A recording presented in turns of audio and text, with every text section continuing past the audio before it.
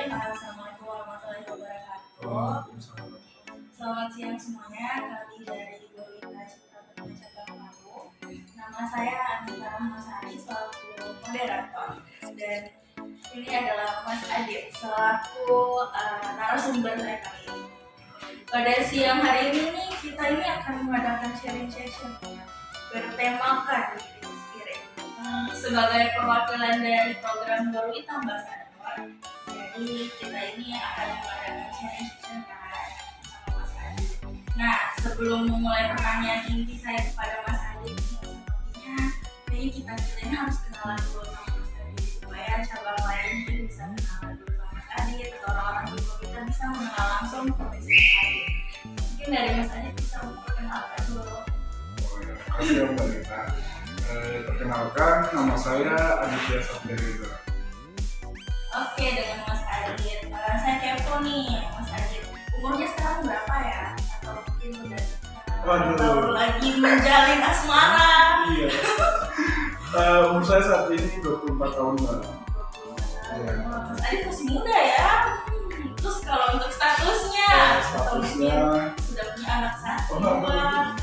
Statusnya saat ini masih lajang. Masih lajang. Oke, mungkin bagi teman-teman yang kayak pengen lebih kenal Mas Adit, mungkin bisa kali ya Oke. Terus selain umurnya Mas Adit dan statusnya Mas Adit itu juga kemarin kan sebelum masuk Gorita kan temanya itu sama background pendidikannya sih. Mas Adit ini lulusan dari mana, universitas apa, terus kemarin sekolahnya apa aja gitu. Jadi saya background pendidikan saya dari farmasi Mbak. Jadi untuk background pendidikan terakhir saya itu profesi apoteker. Nah, untuk S1 saya sendiri saya itu adalah sarjana farmasi lulusan dari Universitas Airlangga Palu. Nah, setelah itu saya lanjut profesi apoteker di Universitas di 145 Jakarta. Berarti Mas Adit ini ada sedikit bahasa Jakarta kan? Selalu gue kayaknya karena 1 tahun kan profesi kan, jadi online. Oke. Jadi mungkin teman-teman yang lain mungkin udah tahu ya, Mas Adit ini di Gorita itu kan sebagai profesi apoteker ya, jabatannya juga apoteker. Mungkin teman-teman penasaran juga, Mas Adit ini ngapain sih di Gorita? Kan kita kayak mungkin orang-orang awam masih belum tahu kalau ternyata Gorita ini masih melanjutkan teman di sini, mungkin pada kepo nih sama jabatan Mas Adit. Karena Mas Adit ini kan di Gorita sendiri sebagai apoteker. Mungkin Mas Adit bisa sharing, Mas Adit ngapain aja di Gorita, tanggung jawabnya apa? Oke, baik Mbak. Jadi untuk apoteker sendiri di bidang distribusi ini namanya PBF ya Mbak. Jadi di Gorita sendiri itu ada namanya PBF atau yang bisa kita kenal dengan pedagang besar farmasi. Di mana di situ ada peran apoteker dalam PBF di situ. Jadi apoteker di sini bertanggung jawab atas terlaksananya secara general saja Mbak. Terlaksananya cara distribusi obat yang baik yang sudah dipakai oleh pemerintah, dinas kesehatan, dan tentunya dengan Balai POM sendiri. Jadi guys, jadi posisinya Mas Adit sekarang itu sebagai apoteker. Jadi Mas Adit itu bertanggung jawab secara penuh terhadap obat-obat yang masuk, yang keluar, maupun sampai memesan dan sampai ke pasien atau ke apotek atau rumah sakit. Kesaranannya. Iya, kesaranannya. Jadi obat-obat itu bakal banyak prosesnya sebelum akhirnya dia sampai kepada pelayanan ke farmasi. Oke, terus nih saya kepo juga, kan Mas Adit di sini sebagai apoteker, kayak infonya itu dapat dari mana? Coba kayak dari mana? Atau mungkin Mas Adit itu kemarin melamar di Gorita, terus infonya dari mana? Mbak, jadi untuk saya sendiri di Gorita ini masih baru ya Mbak. Saya baru join di bulan Juni tahun 2022 kemarin. Nah, saya mendapatkan informasi mengenai kerja di Gorita sendiri itu dari platform Jobstreet yang ada di sosial media tentunya, di mana saya melihat ada info lowongan untuk apoteker khususnya di PT Gorita sendiri untuk cabang Palu. Nah, kebetulan saya juga alumni dari Palu ya, maksudnya bukan alumni ya, maksudnya domisili Palu gitu kan.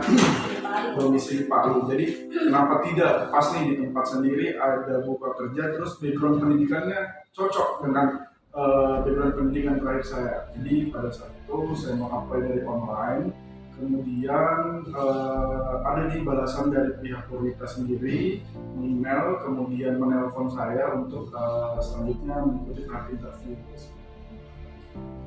Sampai selanjutnya jadi sampai ke Purwita sekarang. Oh iya benar, jadi melalui interview dulu, kemudian ada tes psikotes ya kalau nggak salah di website Purwita sendiri. Setelah melakukan tes tersebut, langsung dihubungi dari pihak Purwita untuk offering letter.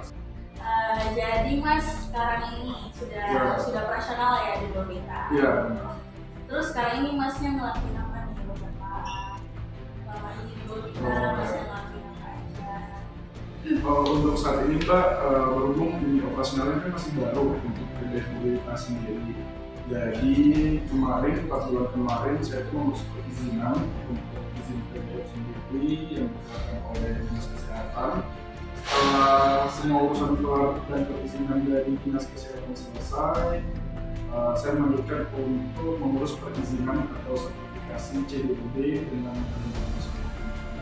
sertifikasi dengan Badan CDOB itu apa sih Mas? Mungkin mereka Oh ya, jadi CDOB itu adalah cara distribusi obat yang baik, di mana semua itu sudah diatur nih dari alur manajemennya, dari alur operasionalnya, pengadaannya sampai penyaluran ke sarana kefarmasiannya. Jadi semua sudah diatur sebagaimana seperti misal kita memesan dengan pemasok yang jelas mempunyai izin, jelas mempunyai legalitasnya. Nah, kemudian ketika sudah dipesan maka barang masuk. Nah, kita sebagai selaku distributornya maka akan bisa menyalurkan obat-obat tersebut ke sarana kefarmasiannya. Jadi diibaratkan CDO itu mengatur tentang cara distribusi yang baik dan benar di obat itu seperti apa.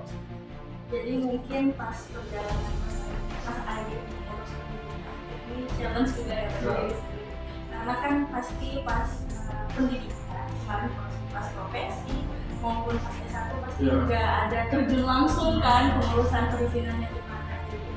Ya mungkin ini bisa jadi apa ya tantangan tersendiri buat Mas Adit. Benar sih Mbak, karena pada dasarnya kita misalnya sekolah ya S1 ataupun ya memang ada kan secara praktek dan teorinya. Cuman untuk kenyataan langsung di dunia pekerjaan itu kan berbeda dengan yang ada di teori mungkin ya, karena selama ini kan penerapannya pasti kayak teori. Nah di saat ini saya bisa langsung melihat kenyataannya pada saat pengurusan seperti ini, alurnya seperti ini. Mungkin yang tadinya alur dari A ke B bisa dulu A sampai C dulu gitu kan, sambil paralel gitu kan Mbak. Maksudnya semata-mata kita melengkapi persyaratan tidak yang harus berurutan misalnya. Bisa juga kita melengkapi apa dulu yang bisa kita lengkapi seperti itu. Jadi biasanya keadaan teori sama lapangan itu biasanya berbeda ya. Kayak mungkin secara teoritis kita mengurus ini dulu baru bisa kesini. Tapi ternyata pas di lapangan ternyata jadi itu bisa jadi tantangan tersendiri. Jadi bisa menjadi bahan pembelajaran tersendiri kalau misalnya ke depannya nanti bakal mengurus perizinan. Jadi saya kepo lagi nih Mas, selama Masnya mengurus perizinan itu Mas itu benar-benar melakukannya sendiri atau mungkin kayak ada bantuan dari tim Purwita atau apa sih?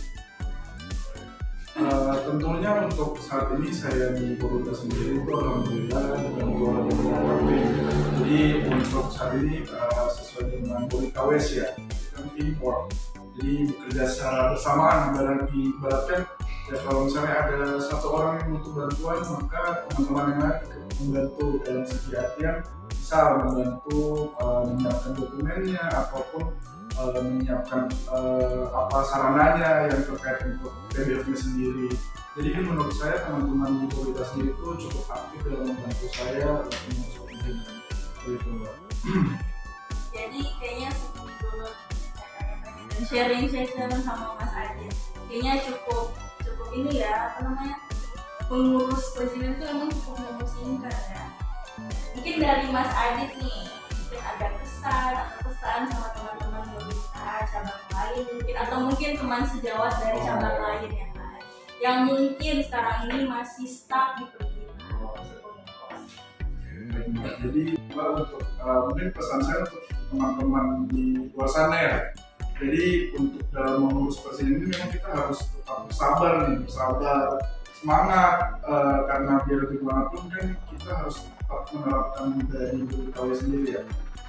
Yang semangat, komitmennya ada, kemudian tanggung jawab, kemudian teamwork ya untuk kesuksesan kita bersama. Jadi saat ini misal nih teman di luar sana kan sama nih sama kayak posisinya masih mengurus perizinan. Nah, kita menunggu saja, kita